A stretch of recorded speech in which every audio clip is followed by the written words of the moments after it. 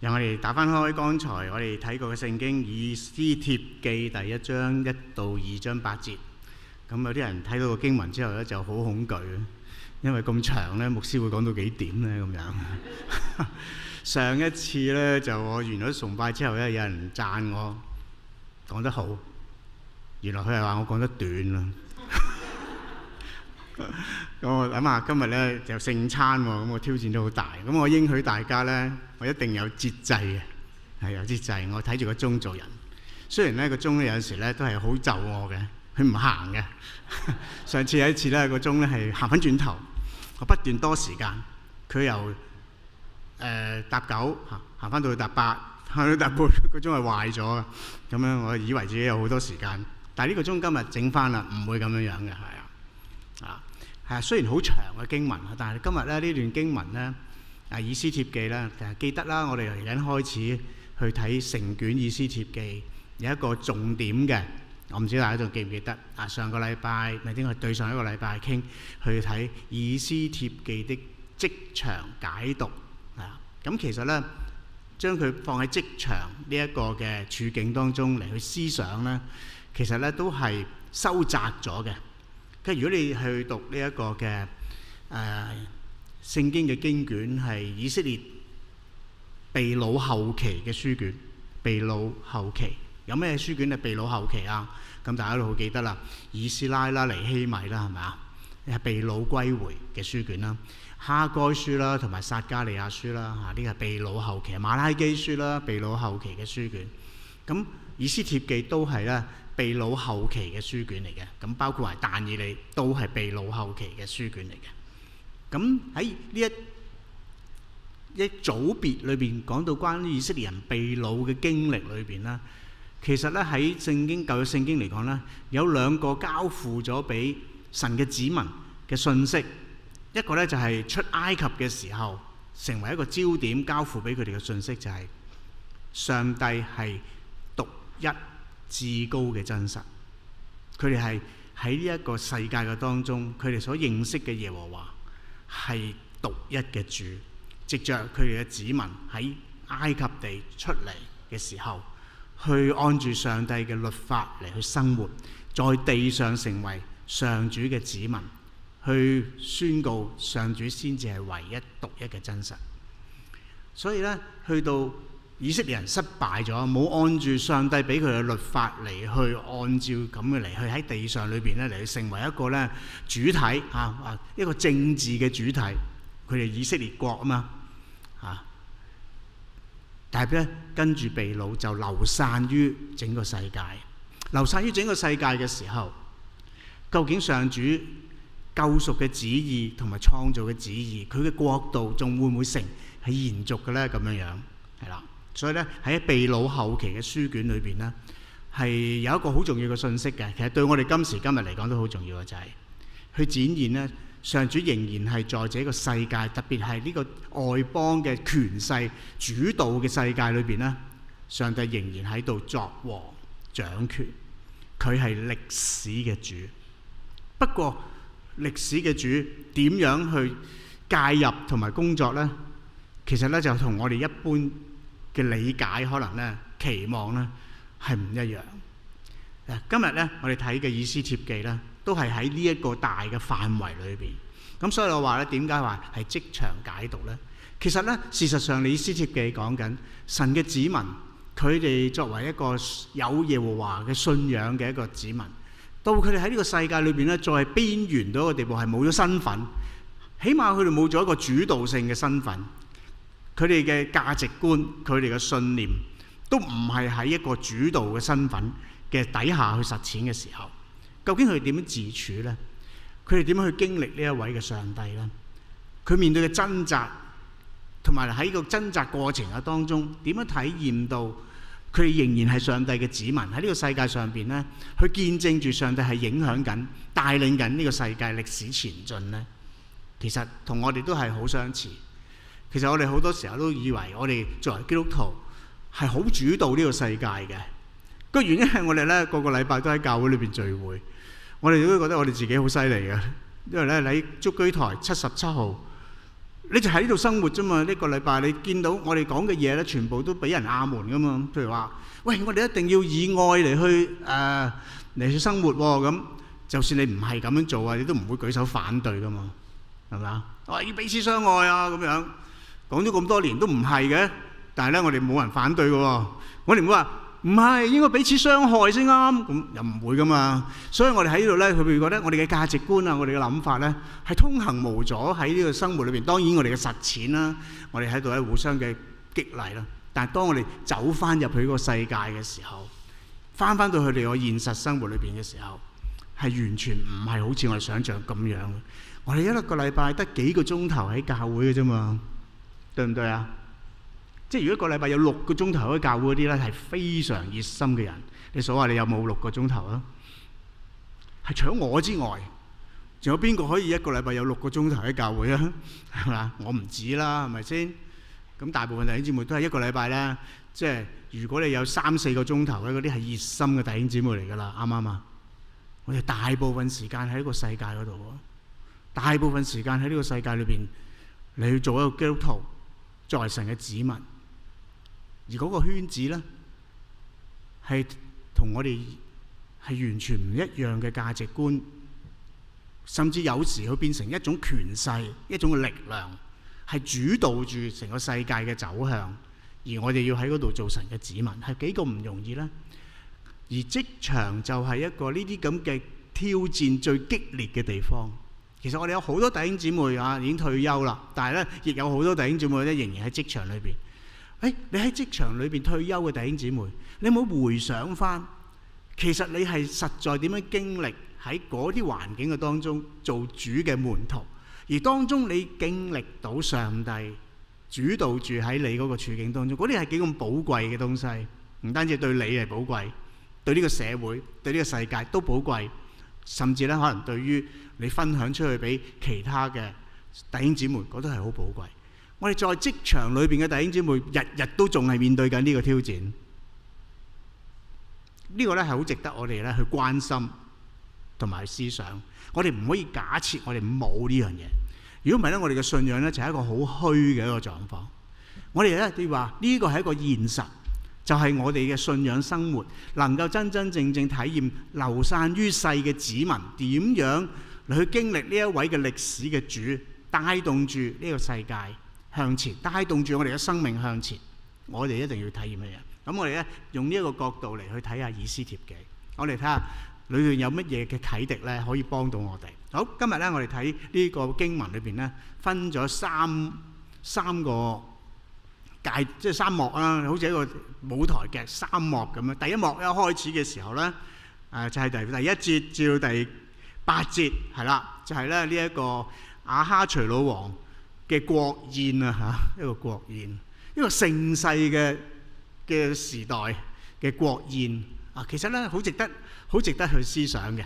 第二個場景咧就係咧，呢一個亞哈隨魯王飲酒飲得興起喎，好想咧唔單止 show 佢嘅國度嘅威嚴俾嗰啲臣民百姓睇，仲要拎佢太太出嚟 show colly 喎，即係有少少似我哋啲領導人啦，世界各地嘅領導人都係咁啦。一落機嘅你見到佢太太喺後邊噶嘛，係咪啊？What if 咧，即係佢太太突然之間話：我今次唔去啦咁樣。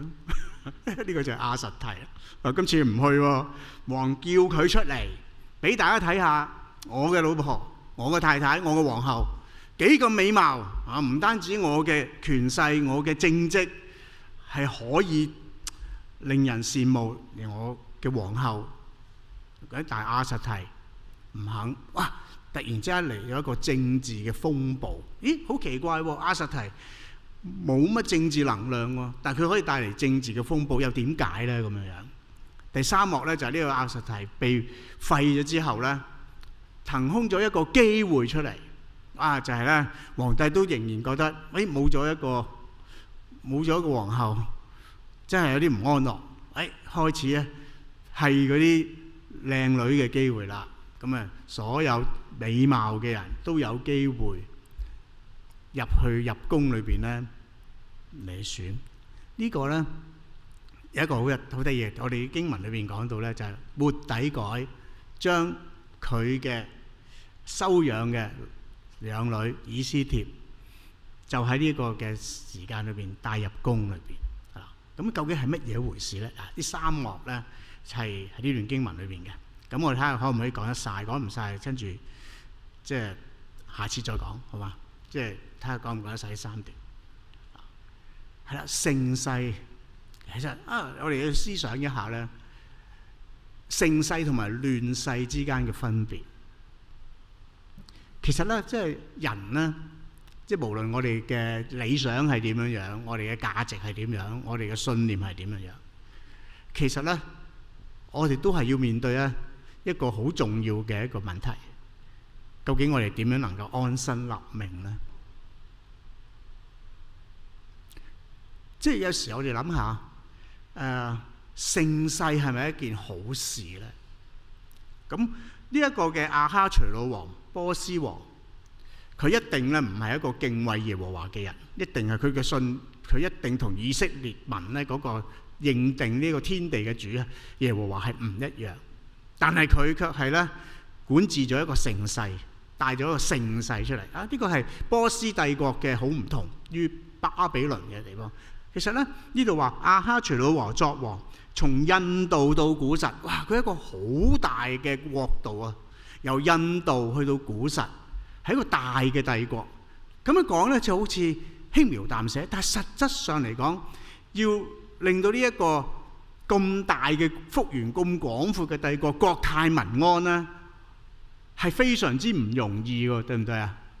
你諗下，由印度到古實當中有幾多嘅民族之間嘅分歧，幾多個民族之間嘅利益嘅矛盾，幾多政治之間嘅矛盾，對唔對啊？你叫我呢係做灣仔堂嘅堂主任我都 OK， 你叫我做晒全香港教會嘅堂主任呢，我真係我死俾你睇啦，我一定唔會做。有冇人冇一個人做成個香港基督教嘅堂主任嘅喎？冇人敢咁做嘅喎。但係如果有一個人係咁呢，佢做到呢，哇！咁咪應該好似呢個亞哈隨魯王要擺一個國宴出嚟展示下佢嗰種行政嘅能力啊！嗱，呢一個呢係波斯帝國同巴比倫帝國好唔同。喺巴比倫嘅帝國呢，佢哋對統治外族呢以一個強權嘅方式。但係咧，古列王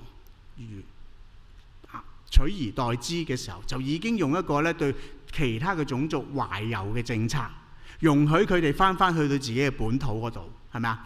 容許佢哋翻去自己本土。呢個係波斯帝國咧去管治咁幅員咁廣大嘅呢一個嘅民族帝國裏邊一種好唔同嘅手法。然後咧喺但以理書你就記得啦，呢個古列王咧立咗120個總督，係咪？總長3人硬嘅在其中，佢哋咧就用一個咧用翻各族嘅民族咧設立咧行政嘅區域啦嚇，我哋咧香港都要有19區定18區啊19區啦，我哋去管治。而家呢個管治咧亦平定咗好多嘅內亂，特別呢個古列王平定咗，就然後咧呢個亞哈隨魯王接續古列作王咧，去到第3年嘅時候，從印度到古實統管住127個省。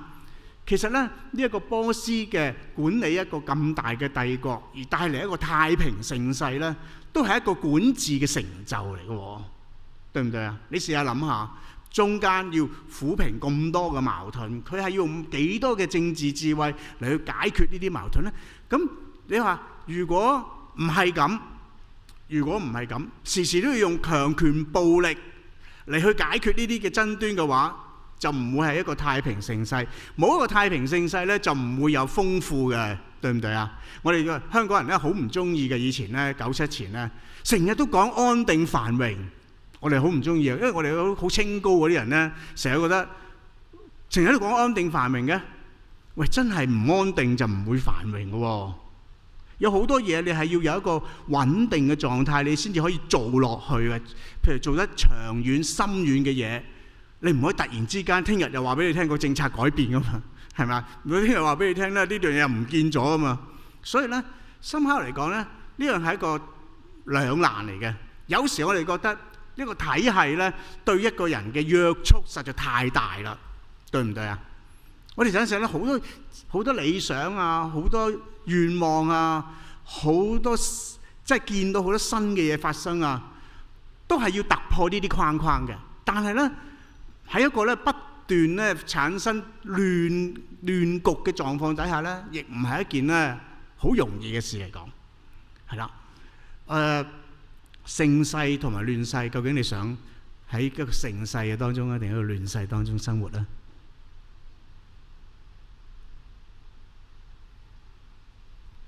即係有時我哋都講理想嘅，我都好想嗰啲人下台嘅，好想佢哋做親都錯，做親都揾石頭掟自己嘅腳咁樣。咁對於我哋一班生存喺當中嘅人嚟講，又係唔係個個都舉手贊成係一件好事咧？好矛盾。即係神嘅子民在世上，我哋喺呢個世界裏邊，其實都係時時面對呢個矛盾。呢個矛盾同埋掙扎喺職場裏邊都係㗎，喺職場裏邊係咪好大嘅掙扎？即係我哋話啊，間公司發展得好好啊，冇裁員咯，發展得好差。咁我琴日問啊一個弟兄，哇！佢喺一間好好嘅銀行裏邊做，但係收到消息咧，就係佢哋咧就不斷重組啊，不斷重組。其實個時勢唔好啊，不斷重組。咁佢話其實咧，我哋有好多嘅同事咧，已經喺自己嘅 annual appraisal 咧收到個劣評。突然間俾個劣評你喎，平時你做得好好喎，原常評我評得好好，突然間今年評佢差啲咁，評個劣評俾佢。哦，原來咧有好多操作咧係要點咧？係準備點啊？即係大機構啊，你炒人啊都要有一個合法嘅理由啊嘛，係咪啊？咁所以咧，先俾幾個劣評你先啊。咁 bonus 又少咗，嗰啲嘅加薪嗰啲幅度又少咗。然後跟住開刀嘅時候咧，都容易咗。平時都冇劣評嘅，點解突然間咁多人收到劣評咧？咁即係佢講俾我聽，我又長知識啊！我冇試過做呢啲嘢噶嘛。但係我係咪我啲同工俾個劣評俾啲執事話俾你聽嗱？呢個劣評，呢個劣評咁唔我哋冇試過呢啲嘢。我哋都太簡單，我哋好簡單。我哋話複雜啲嘅環境，喺一個好好嘅時勢，滿有前景嘅時候咧，即係唔會有呢啲咁嘅嘢發生。我哋好多嘅弟兄姊妹啊，生活喺呢個世界職場裏邊咧，其實都係面對生存嘅掙扎。生存嘅掙扎係好真實，係唔可以 overlook， 即係唔可以因為有理想嘅緣故嚟將呢樣嘢 bypass。我哋唔係話我哋因為咁嘅緣故，乜嘢都做得，乜嘢都唔好理咁多，而係我哋一件事要明白咧。喺好多人嚟講咧，生存係好辛苦嘅，係好唔容易嘅，特別喺職場喺世界裏邊一樣。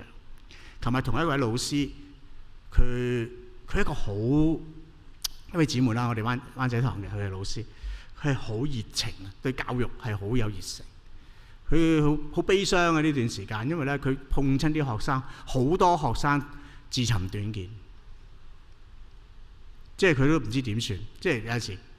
因為佢係比較入去啲學生，同啲學生一齊嘅老師嚟，所以佢會越多碰到呢啲咁樣嘅內心世界嘅事情。佢覺得佢喺度反思話：我哋呢個社會，我哋父母，我哋嘅教育制度點樣係令到佢哋呢班嘅學生會變成咁樣嘅處境？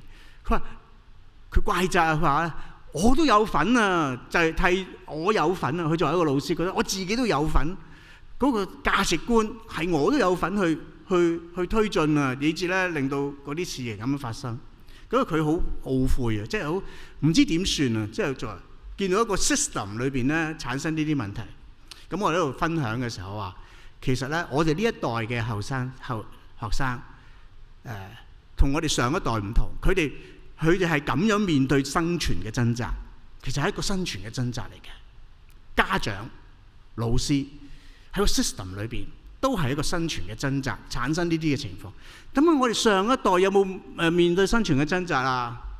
我話我哋上一代嘅人面對嘅生存嘅掙扎就係第一次世界大戰、第二次世界大戰。我哋好多我哋在座當中，早堂多啲咧係喺即係第二次世界大戰之前出世嘅人。我哋今日會少啲啊，有冇啲人係經過咗第二次世界大戰㗎？都有㗎嗬。但係我哋有好多咧都係喺戰後出世嘅，係啦。喺嗰個時代成長嘅人，其實我哋呢啲長輩咧，我哋灣仔堂做過長者事工咧，有好多長輩咧係好叻㗎。即係我哋做牧恩中心嘅時候，發覺咧，如果佢哋喺我哋當代生活咧，佢哋真係好出色嘅人嚟㗎。因為咧，佢係咁以啊喺呢個時候攞少少佢嘅 talent 出嚟咧，都令我哋驚訝嘅。佢冇機會，因為嗰個環境、嗰個世界係點啊？佢哋嘅生存嘅掙扎，有飯開係最緊要，係咪？有飯開都唔容易喎。即時咧，我哋冇辦法複製呢個處境出嚟。佢哋係會面對呢一個現實嘅掙扎。我哋今時今日嘅年輕一代都會面對我哋呢個時代嘅生存嘅掙扎。有人咁樣講咧，我哋年輕嗰一代咧係同全世界嘅人一齊競爭，同埋喺一個咧已經咧係叫做咧係 saturated society， 係已經係咧係完全係密集過量嘅一個。即係我哋以前舉個例下，以前我哋喺教會裏邊咧得一個司琴，次次都係佢彈。哇！但係我哋教會已經好幸福咯，有司琴喎。但係點解咁咧？有好多司琴唔彈琴喎，依家。而家香港啲年輕嗰啲咧，個個都彈琴啊嘛，但係唔會嚟做司琴。所以咧，我哋嗰個年代同呢個年代又好唔同，對唔對啊？我哋呢個年代咧能夠學樂器啊，哇！真係好幸福㗎，對唔對啊？所以咧，教會裏邊有一個司琴、兩個司琴，哇！嗰間教會人哋都羨慕到你死下死下。咁我哋而家教會有成10幾個人識彈琴，但係咧我哋連司琴都唔夠喎。點解咧？個時代係唔同咗，你唔好咁怪責佢哋啊！即係佢哋唔係淨係一定要做司琴，因為佢仲有好多其他嘢要做噶嘛，係咪先？但係咧意思即係話咧個處境啊，時時咧係個社會嘅處境掙扎嘅嘢係唔一樣。我哋年輕嗰一代，而家佢哋個個都識樂器啦，個個識好快咧就學呢樣學嗰樣，但係佢哋嘅掙扎係好唔同。盛世同埋亂世其實可能咧係好唔一樣。呢個亞哈隨魯王呢個時代係一個盛世，佢展示佢哋管治嘅嗰種嘅能力，帶嚟一個好安定嘅環境。民族之間再唔會咧因為咁嘅緣故而廝殺，佢可以咧操控到由印度到古實，佢都能夠操控到。呢個真係好唔容易，係值得佢拎出嚟俾人哋歌頌一番啊嘛！佢擺設筵席，將佢個榮耀嘅國嘅豐富、尊貴、美好展示180日，大排筵席。仲有一樣嘢咧，就係佢都盡量表示佢嘅寬大。飲酒咧唔好將人懟冧佢，隨意飲，好得意！我覺得點解係咁樣寫㗎啦酗酒甚多，但係咧點啊？唔好勉強人。即係意思即係係好多細微嘢咧，表達咧佢嗰種即係寬度啊，令到呢個寬度令到佢可以掌控住咁複雜嘅人民啊。所以咧好得意嘅，點解話飲酒唔勉強人都寫喺度咧？咁我覺得係一個印象俾我覺得呢個亞哈隨魯王咧，佢展示嘅唔係單止佢嘅國力啊，亦展示佢嗰種管治嘅智慧同埋能力。佢能寬待即係咁多嘅民族嚟去管治佢哋，甚至咧喺擺設筵席嘅時候都唔好勉強人飲酒隨意得啦飲咁樣。但係佢自己都飲得紛紛大醉㗎啦。佢都真係咁，跟住咧佢就想展示佢嘅皇后出嚟。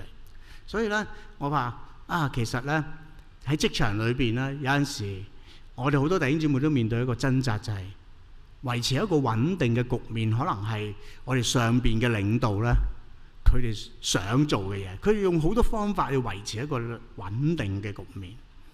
咁喺穩定嘅局面裏邊咧，你有生存嘅空間，亦有挑戰，對唔對啊？生存嘅空間就係你順勢啦，起碼俾你有機會。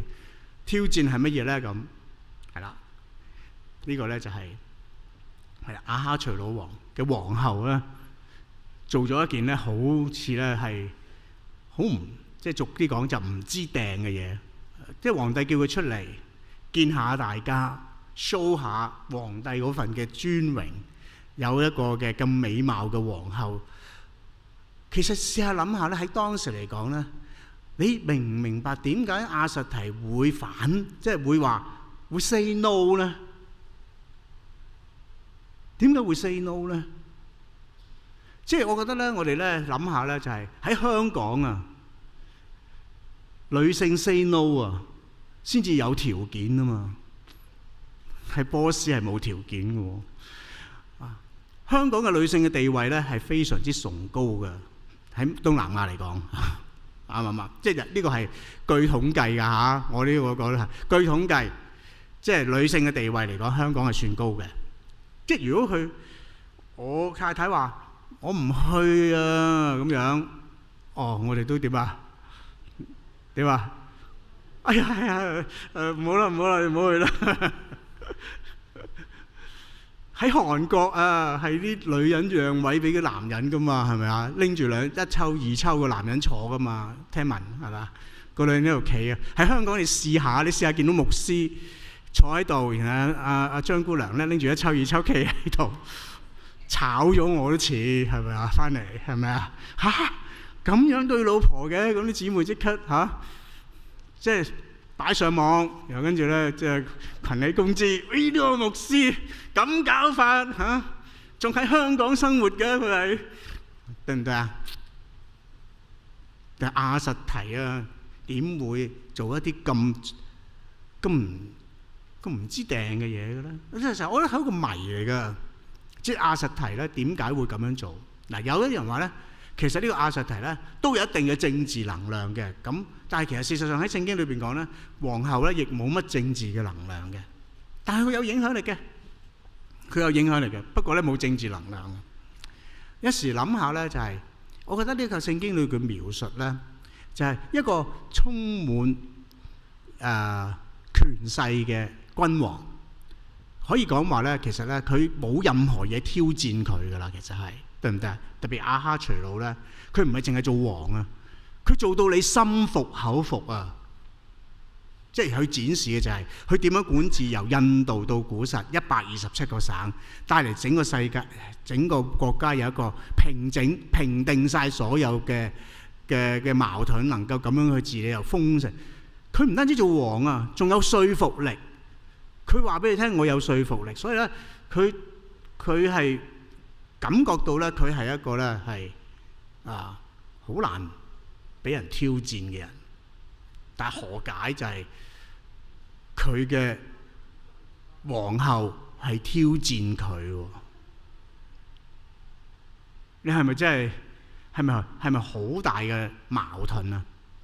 咁點解皇后會挑戰佢？我自己諗下，我諗唔到，因為咧呢個係一個謎嚟。我估計有陣時都係喺我哋嘅生活裏邊咧，你會做一啲蠢事，你自己都唔知嘅。但係嗰啲蠢事，人哋睇為蠢事咧，其實有一個原因嘅，就係咧你每一個人，無論咧你係點被人壓住都好啦，你人性裏邊嗰種嘅尊嚴係唔會失去。呢個亞實提。呢個皇帝要佢出嚟見人，佢嗰一刻可能觸動到佢嘅神經，就係我作為一個皇后，點解係咁要屈尊呢？即係皇帝有佢嘅尊嚴，皇后都有佢自己嘅尊嚴。佢就係唔肯，佢要 show 出我唔肯，我唔嚟。即係原來咧，有陣時我哋喺世界喺職場裏邊。有陣時你會發覺有啲嘢會觸動你做一啲嘅嘢咧，其實你自己都覺得個時勢環境呢啲係蠢事嚟嘅。點解你會咁樣做？我哋發覺咧，我哋咧冷靜嘅時候咧，去評價有啲人點解咁蠢，因為我哋會覺得咧係唔應該做呢啲事嘅。點解你要咁蠢咧？但係嗰個 moment 唔係蠢同埋智慧嘅問題，係碰到佢自己裏邊一啲好重要嘅對生命、人性、生命裏邊嘅嗰份價值同埋尊嚴嘅問題。佢有時做咗自己都唔知點解，可能佢之後會後悔，但冇得後悔，冇得翻轉頭嘅。但係好多時候發覺呢個世界統治者無論係幾有權勢都好，人性裏邊嘅上帝賦予俾人作為一個人嗰樣嘅東西喺人嘅裏邊，好得意。呢個係咧，即係成個信仰裏邊咧，我哋嘅信仰裏邊嘅一件好特別嘅地方。有時我哋喺職場裏邊，我哋係碰到一啲我哋自己核心生命裏邊好重視、好價值嘅嘢，碰到啲底線嘅時候咧，我哋咧就會反應嘅。呢反應連自己咧有陣時都詫異嘅，其他嘅人詫異，自己都好詫異。咁呢個係我推想嘅嚇。我話咧，即係亞實提點解會唔肯咧？呢度冇乜特別咧去深究佢點解唔肯。但係我覺得咧，呢個咧係似乎個故事咧，喺呢度故事咧就講緊兩個嘅人嘅尊嚴嘅比拼。當然佢係拼呢個亞實提咧，係冇能量去同呢個皇帝比拼嘅。到最後都係廢咗佢咯，係咪啊？廢咗佢咯。但係廢咗佢之後咧，我發覺咧係唔係就真係佢咁弱咧？又唔係嘅。有個時勢裏邊咧，你留意咧喺第二段嘅呢一個嘅描述裏邊咧，呢個皇后嘅行徑咧，竟然出咗一個詔命喎，即係搞咗一個開會喎，要高層會議嚟去處理呢個太太唔肯出席宴會嘅問題，而咧得出嚟嗰個見到就係對全世界嘅男人都有影響，所以咧要立一個嘅波斯嘅不能更改嘅禁令，就係唔容許所有女性咧唔出嚟食飯。你想下，唔係唔出嚟食飯，藐視自己嘅丈夫係啊！哇！真係立條禁令喎，好勞師動眾嘅呢度地方。但係你發覺咧，佢講緊一個程序。嗱，你留意啦，波斯帝國能夠管治嗰個地方咧，就係因為咧。佢哋有一個皇帝啊，係受限於呢樣嘢。你記唔記得啦？但以理書第6章講到但以理嘅嗰啲嘅敵人啊，要謀害佢嘅時候咧，就要呢一個大利烏良立一個禁令。嗰個禁令咧就係皇帝你幾中意佢都好，你立咗個禁令之後咧，你都唔可以更改。咁你話呢個皇帝點解會咁蠢咧？綁住自己嘅手咧？其實咧，佢唔係蠢啊，因為咧波斯帝國咧係要管治呢一個萬民，佢用嘅路線咧係要表達佢自己嗰種能量咧，能夠寬宏地去處理問題，所以佢自限㗎。所以呢度話咧有一班人咧就話，如果要處理呢個皇后咧，係要開會啊，討論下有咩條例啊，可以咧 fit in 喺呢件事情上邊去解決到呢個問題。咁佢哋咧就開會啊，話呢件事啊帶嚟咧有好差嘅影響，跟住皇帝立一條詔書，一條禁令，通行全國，話俾所有家庭聽，請你唔可以藐視你嘅男人，係好誇張。有咁嘅事？係啊，即係極權嘅人咧。有陣時可能佢就係佢會覺得一件小事咧，會帶嚟一個好深遠嘅影響，所以咧佢立一條禁令。嗱，我識得個朋友，佢喺一間幾大嘅教會嗰度做傳道。咁後來佢離開咗啦，佢就同我分享，佢間教會好多傳道人嘅，因為大嘅教會，所以咧員工係好多嘅。佢每一個入職嘅同工咧，佢哋都有啲嘅行政嘅守則，咁佢要睇清楚啲行政守則，然後先開始開工嘅。因為間教會好大嘛，個行政守則有咁厚嘅。佢點解咁厚嘅行政守則咧？哇！真係睇晒都好攞命。我翻職堂冇㗎，冇咁厚嘅行政守則。原來咧，佢哋咧就係每一個操作出現問題，佢咧就開會 set up 一個行政守則。咁你咁大嘅教會，咁多人，咁多同工，咁多嘢操作，咁係一定會時時都出現一啲嘅問題。咁為咗要管理得好咧，咁每一次咧都會寫一個行政守則嘅。儲下咧就儲成咁大沓，所以每一個入職嘅同工咧，首先要睇咗呢個行政守則先，咁厚。做事有法規啊嘛。呢一個嘅大利烏王啦，因為呢一個嘅亞哈隨魯王咧，佢喺呢一件事情上邊問下啲佢個7個最近身嘅謀士，呢件事點處理？皇帝呢件事咧影響深遠啊，會影響咗所有家庭啊，係一個咧，即係此風不可長，所以咧要立一個禁令，要求所有嘅人咧都要唔可以藐視自己嘅男人。呢個第二樣，發覺咧，即係咁樣睇嘅時候咧，係啊，呢個皇后佢挑戰呢一個皇權，但係佢冇政治嘅能量。但係咧，個皇帝亦唔係好似佢所想像中咁可以獨斷獨行，有好多佢哋自己嘅規範嘅，即係皇帝都有好多限制嘅，唔係好想做乜就做乜嘅。每一個時勢，我哋見到一啲主導嘅人。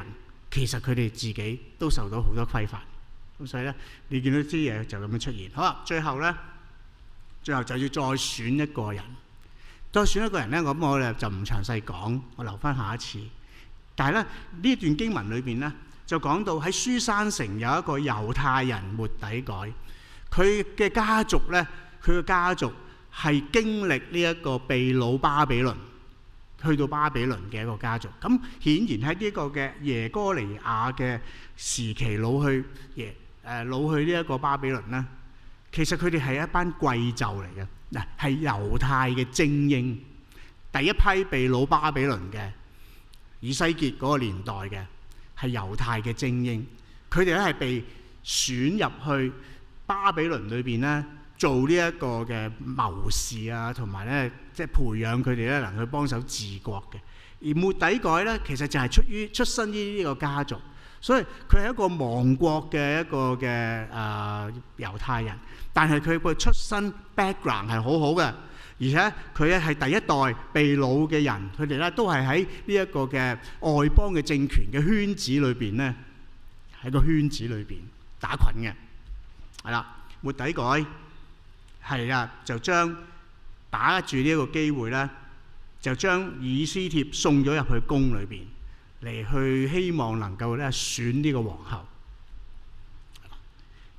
留低一個問題俾大家，喺職場上邊咧，究竟咧我哋喺一個咁嘅世界，嗰啲價值觀啊、信念啊，同自己不相投嘅世界，我哋應該係歸園田居啊，定係力爭上游咧？呢個係一個問題。呢個外邦嘅君王，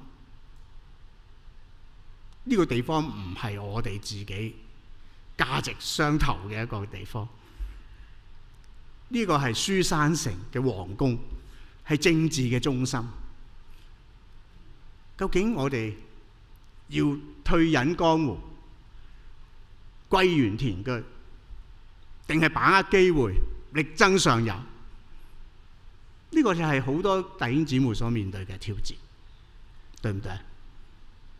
係啦，我哋在座當中嘅弟兄姊妹喺呢個世界裏邊侍奉同埋生活做嘢，係咯。有時候我哋個環境都唔係非常之能夠體驗我哋嘅信仰嘅價值㗎，係咪啊？但係我哋亦面對好多機遇，我哋可以有份去裏邊上位㗎，有份去上位。我哋係把握機會去爭取啊，定係我哋要歸宿翻喺自己嘅世界裏邊生活？你可唔可以歸宿喺自己嘅世界裏邊？如果可以嘅話，歸宿喺自己嘅世界，抑或我哋力爭上游咧？嗱，呢個問題咧，留翻落嚟去思想喺呢一段好簡短嘅第一章2章1到8節，咁佢將末底改係書珊城裏邊嘅一個猶太人，佢將呢一個女子把握住呢個機會送入宮裏邊。究竟佢係力爭上游啊，定係咧有啲乜嘢嘅原因呢？係咪應該作為一個猶太人，連呢一個嘅咁政治嘅呢個政治環境裏邊咧，最多風波嘅地方，不如我哋退隱啦，我哋不如咧嚟隔開啲啦，可唔可能咧咁樣？有陣時好多時候，我哋弟兄姊妹都係面對呢個掙扎嘅，面對呢個掙扎，特別喺職場裏邊面對呢個掙扎，係咯，我哋上去啊，定係停落嚟啊？抑或咧縮喺自己嘅世界裏邊？呢個係作為神嘅子民，我哋應該係點樣自處喺呢一個充滿挑戰同埋機遇嘅世界裏邊咧？無論呢個係一個盛世或者一個亂世，我哋點樣定位咧？我哋嘅 positioning 應該係點咧？咁留翻呢個問題咧，大家再去思想一下。我哋一路睇以斯帖嘅時候，我哋再去反思，係啦，力爭上游啊，定係歸園田居咧？我一齊祈禱。我哋感謝主你嘅恩典，你係一位歷史嘅主。縱使有時我哋睇唔到你嘅手，但你卻係將我哋放喺呢個世界。你將我哋放喺呢個世界，一個充滿張力嘅世界，一個充滿挑戰嘅世界。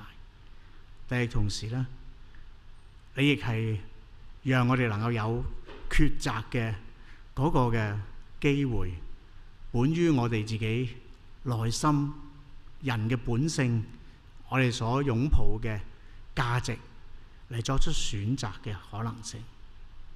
主，我哋知道好多職場嘅弟兄姊妹每一天都面對呢一樣嘅掙扎。主啊，究竟你喺邊度呢？我哋嘅信仰係隱藏啊，定係明顯呢？好多呢啲嘅思想，好多呢啲我哋要率性而行嘅行動，都會帶嚟俾我哋咧好多嘅挑戰。我哋都向你禱告，求主常常保守我哋，常在你嘅愛裏邊，常常感受得到咧聖靈你喺度嚟帶領我哋，叫我哋唔好簡化呢個世界，但亦我哋亦唔會忘記我哋嘅身份。主願意我哋喺呢個充滿張力嘅環境當中，能夠成為你帶動歷史前進嘅其中一個嘅你所用嘅一個嘅器皿。